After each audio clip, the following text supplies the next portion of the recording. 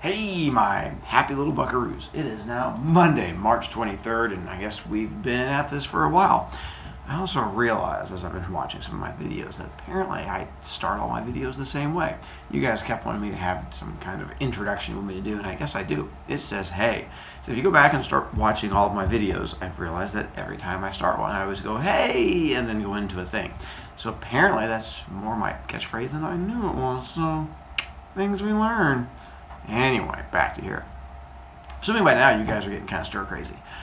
Things are going kind of nuts, and hopefully the videos here behind are bringing us some level of sanity, some stories, give a little distraction from things. If you've not taken the quiz from Friday, that's going to be locking down and something like that here somewhat soon. Sorry, I had a message from a kid. And so make sure you go and do that because I'll probably be shutting it down sometime today. We have a new test coming up later this week. Sorry, my eyeball itches. Anyway, so make sure you've done all of that. Here we go. Happy second coronavirus week. Stay sane out there. Social media things. We did that before. All right. So let's try to get as far as we can into this whole, trying to help you out as far as the video thing goes. Today's story is on a website. It's going to be called Phaethon. Phaethon, but it's pronounced Phaethon, like F-A-Y, and then T-H-I-N. So sorry how you do the whole pronouncing thing. It's going to be on here when it says the story of Phaethon. So again, I've got a feeling you guys are kind of bored and don't know what you really want to do. So hey, story of Phaethon, go from there and we'll see what happens. But also, blue sheet. Sorry, more kids. You guys are nonstop. So, I realize I've not hit all of these, so I wanted to make sure I did real quick. So on your blue sheet, if you've not gotten that out, you might want to pause, and then come back, and then come back. And so I figured there's a couple ones I wanted to hit on there, so I tried to make the background blue to make a connection. 31, it says, who is the god of sworn oaths? We kind of talked about this already, but it plays a big role in today's story, so I wanted to go back and make sure I officially touched on it. So this is a god, and again, my room is empty. I don't have any kids to kidnap today. It's really sad, so I'm going to do my best. But I really enjoy teaching with you guys, and now it's been like a week, and who knows how much longer, and sorry, time back in. So, god of sworn oaths. This was the god who got turned into a river and then stuck into the underworld. So if you remember, that would be Styx, S-T-Y-X. And she was the one... She was the one that fought valiantly next to Zeus, and because of all of that, the whole thing ends up things go well from there, and he wants to try and reward her. Well, because she swore to be by his side and never leave him, at the end of it, after he turns her into a river, he says, the other thing I'm going to do is I'm going to make you the god of sworn oaths. That's going to be the thing you're in control of. What that meant for him is, well, I guess we already had that next question. You should know, what new form does she take as she becomes the river in Hades. But he says, as the god of sworn oaths, anytime a human uses your name in a promise, like I swear I will do all of my e-learning, and I promise or I swear on the river Styx, if you were to break that promise, you were legally allowed to be killed. Either they thought the gods would come down and kill you, or the person that you promised was allowed to kill you. So if you were to promise like me, like, Mr. BroviCast, I swear I'm going to do my e-learning. I promise on the river Styx. And the next day you're like, nope, I got really involved in a game of Fortnite, and I was like, I'm going to get top. I could just pull out like my stick and like, wink, and just cut off your head and be like, legal. So it was a really big thing if you took her name and then didn't do it. Same thing for gods. Gods, if you swore on the river Styx and you broke that promise, you couldn't be killed. So Zeus came up with a punishment worse than death, which was you would get sent down to live on Earth as a human for 10 years. And so for him, he thought that was a fate worse than death. You gave up nectar and ambrosia, couldn't hang out with the gods, had to keep in your human form and never change out of it. And that was the biggest punishment. So swearing on the river Styx, huge. So anytime you want to make a promise, you would just say, like, Mr. BroviCast, I swear on the river Styx. That was ASL at the time. GMSL, Greek Mythology Sign Language.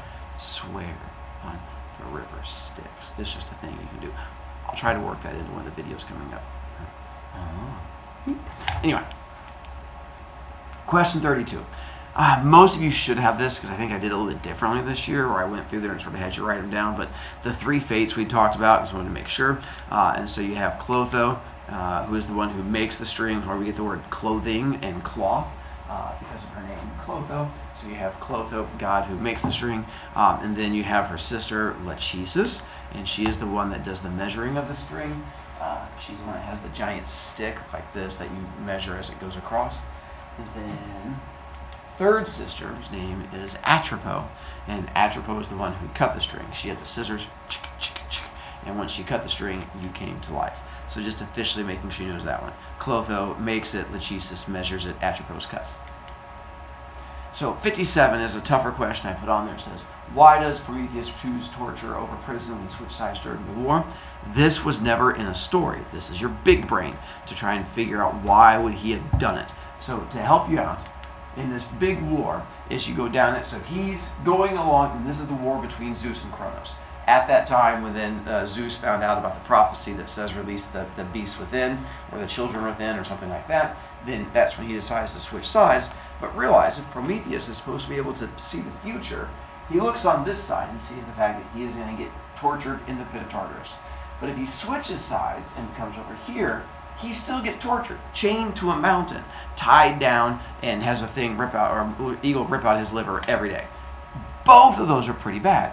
So the question is, why even bother to switching sides if both of them end in torture? And it's because if he comes along this path, he sees the fact that he can do a good thing.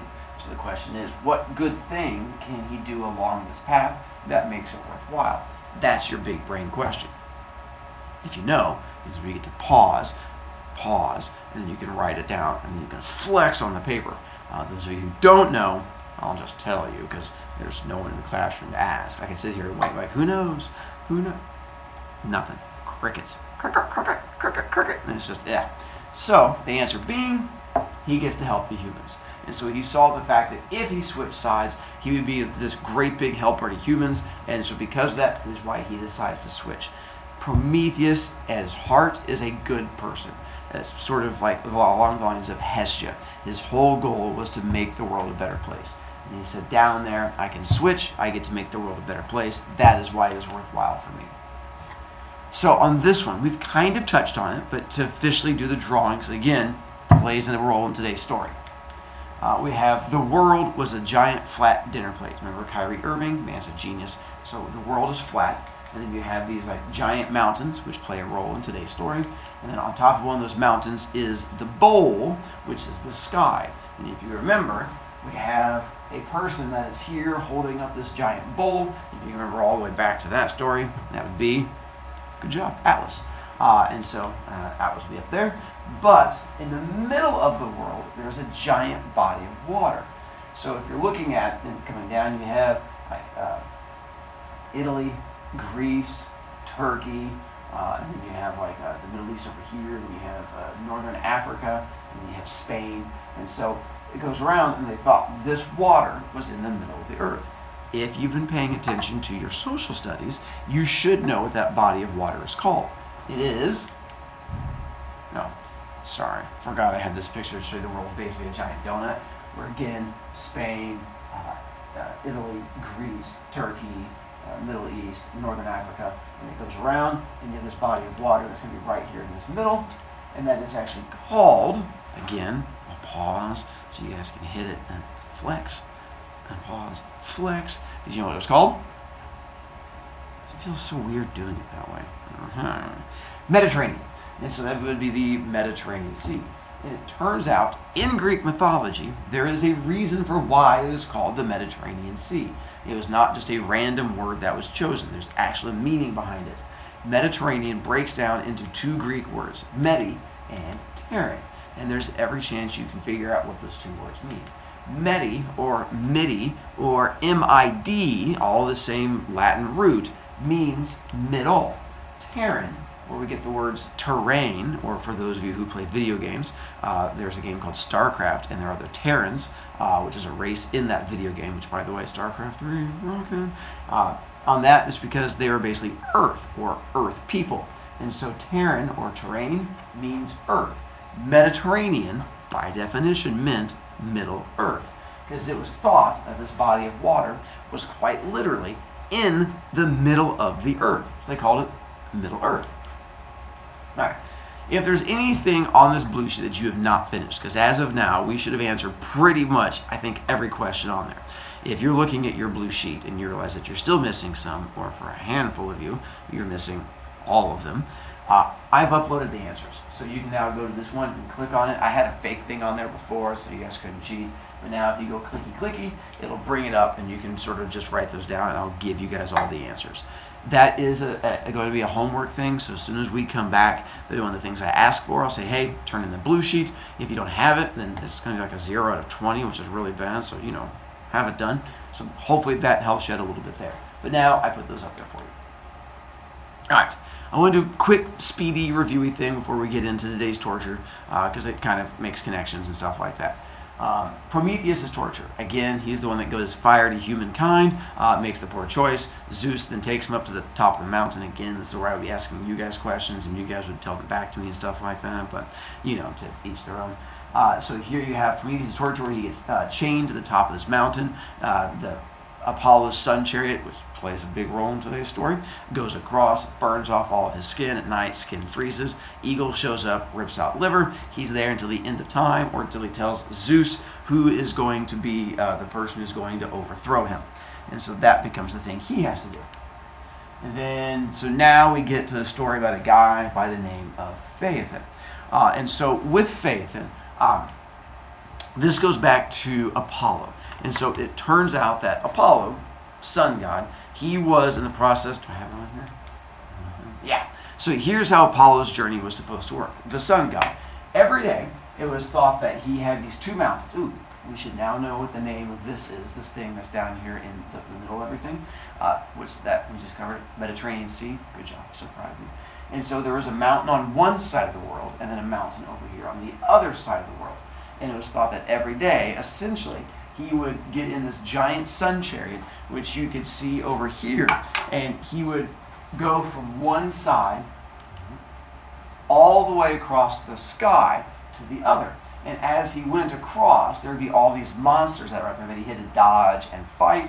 There was like a bull and a scorpion and a lion, and these became known as the constellations. They thought the constellations were actual monsters and beasts up there that he had to sort of avoid as he went across. And sorry, hiccup. Some stories with the Sun Chariot said that it was the wheels were on fire, and that's what you saw. Some said that he wore a helmet on his head, and that's what you would see. Some said the horses were on fire, and that's what you would see. Some say that he carried a thing with him, and that's what you would see. But something on him as he went across was on fire, and that's what you would see as the sun. And every day he would go across, and he would land on the other mountain over here. Then he would travel down this mountain over the course of like an evening, and then at the bottom of it there was a giant boat. He would get on the boat, and the boat would then haul booty once he was on it. It would go all the way across the Mediterranean Sea over here to his other mountain, and then he would go up that mountain. I have no idea why I did that. Go up that mountain, back to his little area, and then that's where he would then hang out to start the whole thing over again. So the question comes up, why not just put another castle over there, and then he could spend the night, and then just come back the other direction, opening up a whole bunch of free time? Solid question. There's a reason for that. The reason for that is going to be, well, if you think about the sun goes in one direction. So if you have the sun, this is my sun. So you have the sun, so if I can line this up, sun here, goes in that direction. The next day, the sun does not go back. It always goes in one direction. Always goes that way. So they had to come up with an explanation for it, and that's because it always goes east to west, east to west, east to west, east to west, east to west. Does not ping pong back and forth. So they had to come up with a good reason why the sun would only go that one direction, hence him having to sort of make sense of it all. So that's why you have it going just that way and not going back. But this becomes exhausting for Apollo. And so with this one, he's like, it's really cutting into my time to mac on all the ladies. So he decides to retire, and he steps down from being the sun god. And that way he can spend all of his time macking on the women. And instead, he lets another god step in, a guy by the name guy by the name of Helios, Helios. Helios is this other random titan who steps up and says, yes, I will absolutely take over that job. He was like a random scrub titan, and now he gets the flex, and he's like, I'm a big god now, and he becomes known as the new sun god, and Apollo still becomes management. Technically, he's still in control of the sun. He's just not doing like the actual job of the sun. And so Helios becomes quite happy with all this. Well, what's going to happen is we're going to fast forward a couple of years down the line, and there's a kid by the name of Phaethon, Phaethon, or Phaethon. And Phaethon is growing up with just him and his mom, and dad's never been around. And the kids at school are mean to Phaethon because kids tend to be jerks. And so they would harass him for the fact that his father was never around. It was just him and his mom. And Phaethon gets fed up with this. And he goes home and talks to his mom one day. And he's like, Mom, the kids at school are jerks. I hate them so much. And life is awful. And so as he talks to her, she goes, well, there's a reason your father's not around. And he goes, what? Why is Dad not around? Why have I never met my father? So she takes him outside and puts her arm around his shoulder, and she points up at the sky. She goes, do you see that up there? And he goes, yeah, Mom, that's the sun. I see the sun. She goes, that is your father. He goes, what do you mean that's my father? She goes, your father is a god by the name of Helios, and he and I fell in love and had you. But shortly after that happened, he got promoted and became the sun god. And so that's why he's no longer here. So it's just you and me. But every day he watches over you. When you're outside and you look up, he sees you and he loves you very much. He does not want to leave, but he had to take over this new job because it was very important. So the next time the kids at school make fun of you, you point up there and you tell them that is your father. And Phaethon is super excited. He's like, oh yeah, those stupid bullies at school. I'm going to prove to them my dad's somebody. And they're like always saying, like, my dad can beat up your dad because your dad doesn't exist. My dad can stomp on them. Boo diggity. So he gets all happy. So next day at school, shows up. Kids start making fun of him, a bunch of jerks. And he goes, hey, you can't make fun of me. And they go, why not? And he goes, look up there. Do you see that? And they're like, yeah, that's the sun. He goes, that's my father. And the other kids start laughing at him. They're like, you're an idiot. Who told you that? He's like, my mommy did. And he's like, well, she's an idiot too. And he's like, what? And he goes, well, I'm the son of a son. And they're like, you're the son of an idiot. And so it doesn't do anything. So Phaethon, completely broken and upset. And he's like, man, these kids are horrible. So he decides the only way to fix this issue is to prove it to them. So he decides he is going to go confront Helios and make Helios prove that he is his father. So that's what he decides to do. So he sets out on an adventure and spends the next several months until he can find the mountain that Helios' castle is supposed to be at the top of, and then begins the long, arduous process of hiking all the way up to the top of this mountain, which he does. Ends up getting up to the top of it in the middle of the night. Finds this giant palace at the top of it. Takes a breath, walks up to the giant palace, and goes up and just throws open the doors and steps in. And when he does, he sees inside of there a large, glowing, bright thing that he has no idea what it is, so he covers his eyes and drops down to his knees. And as he does, and he's screaming, he's like, I can't see, I'm blinded by the light. He hears a booming voice say, who dares enter my house? And Phaethon was like, it's me, Phaethon, I'm seeking out Helios. And then all of a sudden, the light goes away. Whoop. And when it goes away, he then blinks a couple times and he sees a gigantic person sitting in a gigantic throne, putting away like a crown into some box. And Phaethon blinks a couple times and rubs his eyes and looks up and he goes, what? And all of a sudden the booming voice goes, Phaethon, my son, approach me. And Helios is all doing like that handsy wavy thing. Come to me. And Phaethon stumbles forward to him. He's like, Papa! And comes running up to him. And he goes, Helios reaches out to him as he comes closer. And he's like, Phaethon, I am your father. Sorry, I kind of botched that joke. I just really felt pretty strong about it too. We'll blame it on coronavirus brain. So anyway, Phaethon goes up and they like high five each other. And he's like, Helios apologizes, says, your mother was correct. I do love her very deeply. I have been watching you every time I've been going across. I want to make it up to you. Here's what I'm going to do. Because I have been gone for every one of your birthdays since you were a small child, I will give you anything you want. I grant you one wish. Anything within my power, I will do it for you. And to prove to you that I am your father, I swear upon the river Styx, anything you want, it is yours. I will not deny you. Phaethon's overwhelmed. One, he cannot believe he was right and those kids were wrong. He cannot believe Helios is his father. Can't believe his father just verified all this. Can't believe his father just said, I'm going to give you any one wish that you want. So now he's super stoked and excited. He's trying to figure out what he wants to do with that one wish.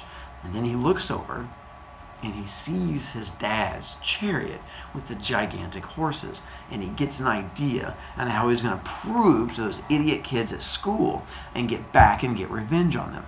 So he looks at Helios and he goes, I know the one thing I want. I want to prove to the kids at my school that you are my father, and I want to make them feel like idiots, and I want to throw it in their face. Helios goes, I understand.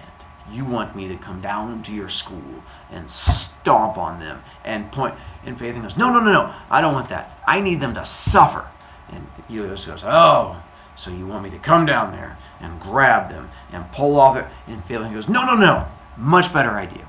I want to drive your Sun Chariot across the sky for one day, and I want to point down at them and be like, boo diggity, I'm so much better than you, and I get to mock them for the rest of their lives. And when I'm up there, I'm going to spell my name in the sky, Phaethon, and then point at them. Helios goes, oh, yeah, we can't do that. Phaethon goes, what? You said, Helios goes, well, here's the problem. Do you see the Sun Chariot? Phaethon's like, I do. He's like, do you see the fact that it's gigantic and made for a Titan? Phaethon goes like, yeah, I do. He goes, you are simply not strong enough to drive it. This would be like saying, yes, a toddler could drive a Ferrari. A bad idea. Nothing good is going to come from that. Phaethon goes, oh, except here's a problem. Helios goes, what? Phaethon goes, you promised on the river Styx. And I really want to do it. So, car keys? Helios does everything he can to talk him out of it. Says, listen, there's monsters in the sky that are going to try to attack you. Phaethon goes, oh, car keys? He goes, listen, the horses are super strong and they're hard to control and they're going to get free of you and you're going to get hurt. Phaethon goes, oh, car keys? Helios spends as much time as he can trying to talk Phaethon out of it. Every time Phaethon's just like, car keys? Until eventually the little clock is going off, bong, bong, bong, telling him it is time to leave. He has to go. And so Helios is like, hey, let's talk about this tomorrow. We'll try to figure it out. And Phaethon goes, oh, car keys?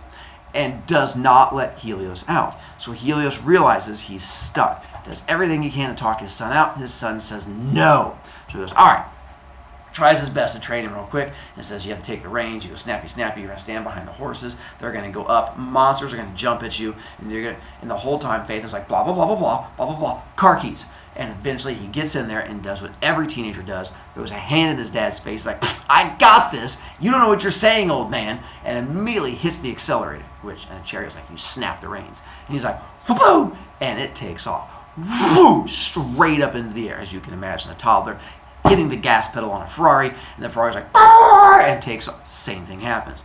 Phaethon loves every moment of it. He's like, Dad, you're an idiot. This is the coolest thing ever. And he's holding on to it, like his little feet are flapping in the wind, blah, blah, blah, blah, as he goes flying through the air. Problem is, I gotta make sure I have the next thing out there. Oh, I'm not gonna get it. So problem is, as he goes through the air, all of a sudden the first monster jumps out, giant scorpion, the Scorpio, the constellation, and like the tail's like hiss, hiss, hiss, and he freaks out and covers his eyes because it's scary. And when he does, he falls into the back of the little chariot, letting go of the reins, covering his eyes. The horses all of a sudden no longer have someone controlling them, and instead of the big powerful Titan, they have nothing. So the horses, as they're going across and they see it, they go, Arr! And they shoot straight downward to get away from it. And all of a sudden Phaethon realizes, I made a poor choice, I made a poor choice, I made a poor choice. And this big thing, as it goes down, the Sun Chariot ends up smacking into Africa and bouncing along the ground in Africa.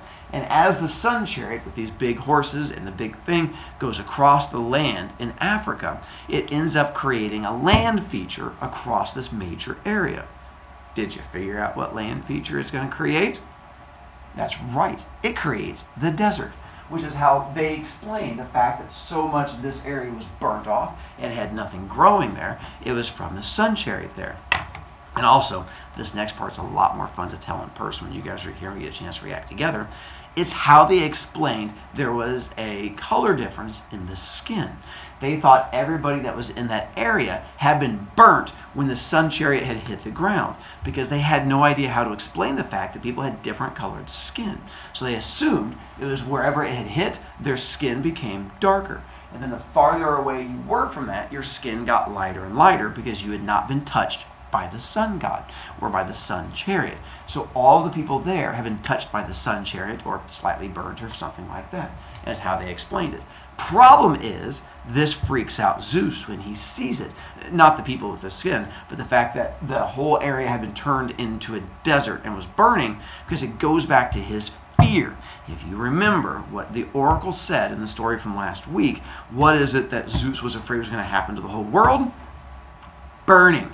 All of a sudden he looks down, he sees a human in control of this, and the world is burning. And Zeus freaks out. He's like, oh my God, I have to solve this problem. So Zeus decides to solve the problem in the most Zeusian of ways. He sees this chariot going through the air, bouncing back up, and he picks up one of his lightning bolts, and he's like, I know how to solve this problem. And he grabs it, it's like, whew, and he throws it as hard as he can. And it hits the chariot in midair and explodes it. Boom! Chariot gone. Phaethon, poof, dead, goes flying. Horse, chariot, goes flying in different directions. How about that picture for you? So that would be the whole burning chariot, hits the ground, turns it into a desert, and then that's when Zeus goes zappy, and tries to knock him down. Ooh, back to there. And that ends up killing Phaethon. And they actually name a river in Africa, I think it's in Egypt, that is named after him because it was thought that that was where he landed and that was where his mom, I guess he had sisters, what they say, who buried him there, and they named this river after him as sort of a reminder. As far as like the Sun Chariot, it gets rebuilt. They had like a period of time where I'm guessing it was like an eclipse or something like that, but there was a period of time where there was no sun. So it gets connected back to all of that. So now this becomes the story that you would tell kids anytime they weren't listening to you. And you're like, kids, you need to listen to me because if not, what happens anytime kids don't listen to their parents? You get killed by Zeus. And so that became this whole story thing. All right, so that's what I have for you. That's our story for today. I went a little bit long. So some of you guys might have hit stop at 25 minutes like, oh man, you can't control, and just stopped it. But it was a story and I was enjoying it. So there you go. We only have 2 more days of stories left and that's it. Sadness. Anyway, so that gives us to that one. Check you back tomorrow, and we'll be good to go. Bye.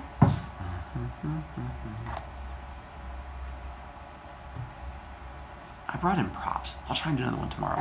All right, now I'll take you. Bye.